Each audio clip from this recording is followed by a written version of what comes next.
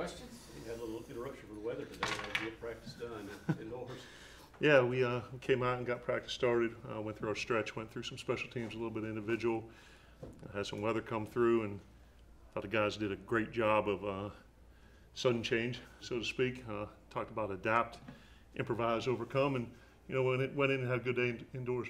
Did you get everything accomplished that you went into the day hoping to? Yeah, we didn't change anything from our practice. There's some spatial constraints in the indoor that kind of prevent us from doing some things. Lines on the other side of the field would help, but certainly didn't prevent us from anything that we looked to accomplish today. Saw some guys in red jerseys yesterday. Could you give us an injury? There's guys that are banged up in their day to day. If you have anyone specific, I can comment on. Stephen Guidry.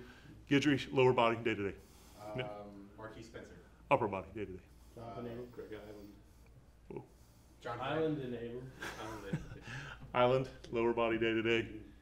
Jonathan Abel. Upper body, day to day. So none of them are anticipated for lengthy No, absence? no, sir. Not an extended period of time.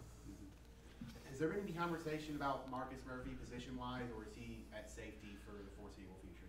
He's working at our nickel, the star position. He's working at safety as well, getting some reps there, and then working in the return game and special teams. So He got a lot on his plate right now. Obviously in the recruiting process and looking at him in high school and what he did on the offensive side of the ball. You want to best utilize your playmakers and give them an opportunity. But where he's at in his progression right now, we want to keep as little on his plate as he can, so he can master that, and then we can grow to other things. Your thoughts on getting guys in full pads? No, I thought it was great. Really didn't change how we operate any different than wearing uppers. But the thing, day 5, first day in pads. I've been very pleased overall with our preparation. It's apparent to me that the guys worked very hard in the summer on their own, and we're in the playbook.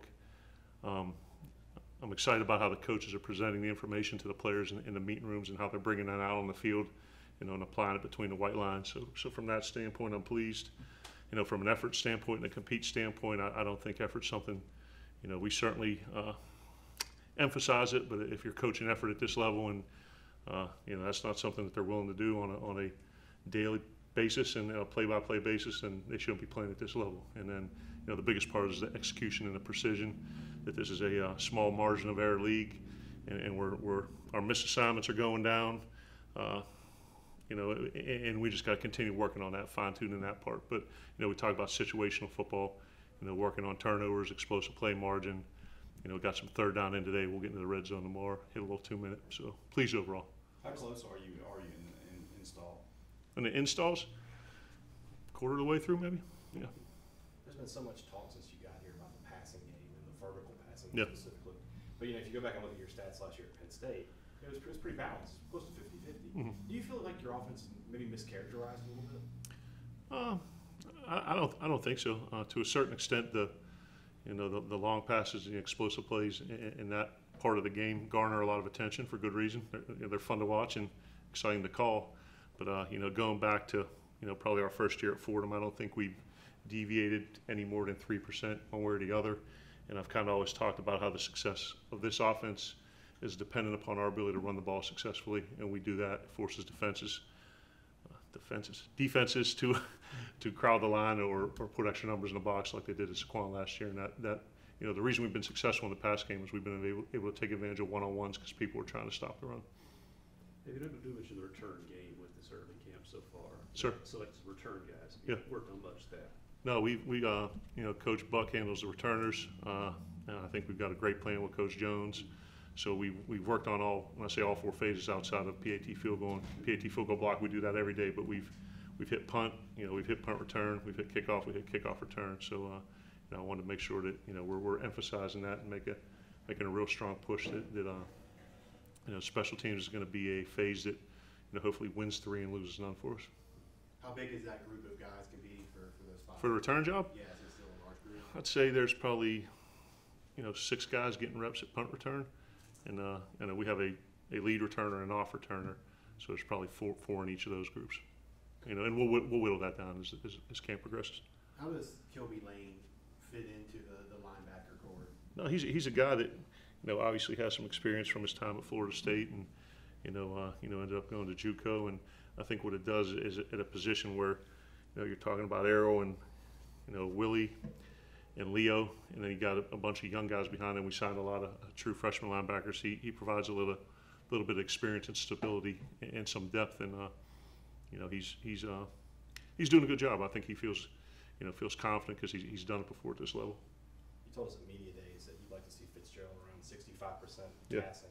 That's a number only 2 QBs hit in the conference last year. Is that an example Really? for you? Yeah. Is that an example for you of when you talk about championship standard and good to great, Yeah. you set a high number on purpose? No, that's actually, that number of 65 has kind of been, you know, the completion percentage that's been our benchmark, for lack of a better term. You know, going back to probably 2012 and a little bit before that, because, you know, at UConn we were a little bit different offensively from a programmatic standpoint, what Coach Edsel wanted us to do. But I think we hit it just about every year at Fordham. I think Trace was 57 the first year, 66 this year. So, you know, you get up right around that number. You get above 60, you're doing a good job, but we like to set the bar a little bit higher. Big part of reaching that number is going to be intermediate throws, and Yep. Nick actually said that he wants to feel way more comfortable with those intermediate throws Yep. than he did last year. How's he looked with those first few days of practice, and how comfortable are you with him hitting those? Good. I think, you know, obviously Coach Brown and I have worked together for an extended period of time, and, you know, the quarterback is, you know, viewed as a coach on the field. So Nick's hearing it from, you know, 2 voices hearing it from me, and Andrew's speaking the same language. And we're getting a lot of reps of 7-on-7, working a drop back game. And then we get into the team reps, a lot of runs, a lot of heavy play actions, and mixing in some drop backs. So he's getting work at, you know, short game, intermediate game, long game. But I think, you know, the drop back, you know, intermediate and longer range rhythm throws, you know, footwork, timing, you know, pre and post snap reads, we're seeing a lot of growth there. It's been reflective in his, because we charted it, it's been reflective in his completion percentage through 5. That is. Awesome. Thanks a lot, guys. Appreciate it. Have a great one.